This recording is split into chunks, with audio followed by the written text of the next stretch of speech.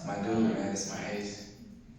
I'm telling you guys, when I say we grew up together, I've been knowing Howie. Howie's been my best friend since I was 14 years old. 38 now, so 24 years. We met in Algebra 1. I would never forget that day. Howie had this if you know Howie, if you've been around him, he has a very unique laugh. When Howie laughs, it makes you laugh. Like, he has like this squeaky, like, kind of quirky, but it's hilarious. Like, and that's how we kind of met, because I was the class clown and he was the instigator. So I'll crack a joke, he'll add to it, and then he'll laugh, right? And then we just connected, and I would always get in trouble, but it's okay, it's okay. And then Howie would talk to me afterwards, like, man, you gotta know how to do it. Like, you can laugh, but you can't be over dramatic. And I'm like, I'm working on it now, I'm working. But I say that to say that Howie was always ahead of the curve. He was a trendsetter. I share this joke all the time, but it's true. Howie was wearing tight fitted clothes before it was even popular. You know, and at the time, I truly couldn't understand it, but now, again, as you get older, you see he was just ahead of everyone else. When it came to my taste in music, right, when I was 15 years old and I'm listening to the Yin Yang Twins, you know, I like the music, I like the party. He's listening to Jay-Z and Joe Budden, and he's telling me, Kev, you gotta pay attention to the lyrics, man. It's what they're saying.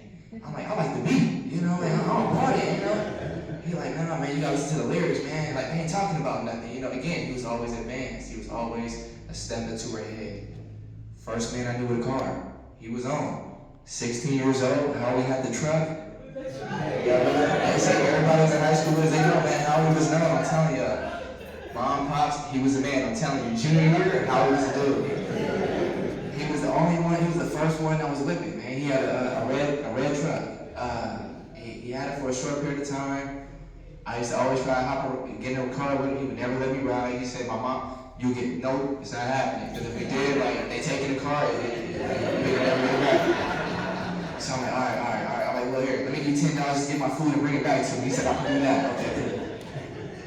Shortly after he got his car, Howie got into a car accident, right? And he was okay. And then, he was upset. He didn't talk to me for like 2 days, like I did it or something. I'm like, he was just very disappointed in himself. You know, Howie also had a spirit of excellence. And he got into the car accident. He wasn't happy with himself. His parents got on him a little bit. He told me about it. And then his car got repainted. So now he got the blue truck. Right? So now he evolved, right? He leveled up. So now we excited, he back home, right? How we doing it? Got to another accident. I'm like, Howie, you killing me. So at this point, we don't even want to ride with Howie no more. We're like, it's okay, I'll just take the bus. Like, it's all right. Yeah.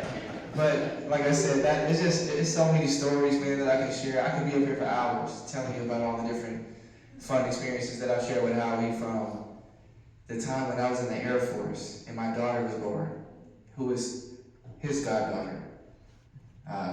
And I wasn't physically able to be there because I was in San Antonio, Texas for basic training. Howie went to the hospital on my behalf to represent me when I couldn't even be there for my own child. That's how much of a friend he was to me. Howie was a very unique person.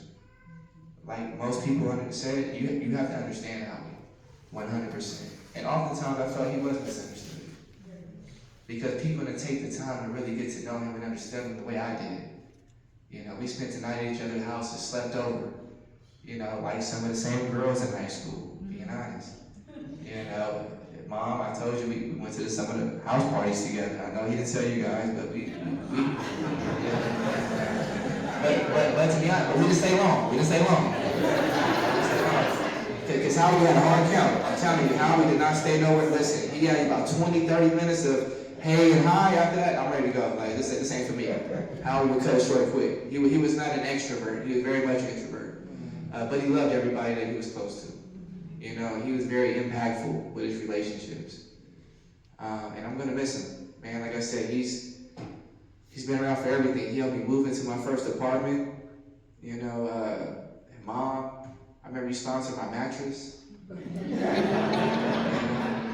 I looked at my apartment, I'm like, man, we got a house, but where we gonna sleep at? I'm like, I don't know, I got a bed frame, you know, but Mom sponsored me a mattress. I'll never forget that.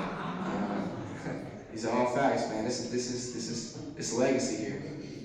You know, so I'm gonna miss my bro. I don't want to take up too much more time. I'll let somebody else speak. But Howie, aka the Love Gooch.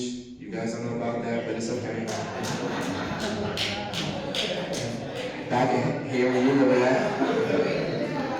Back in high school, we called ourselves the Gooches.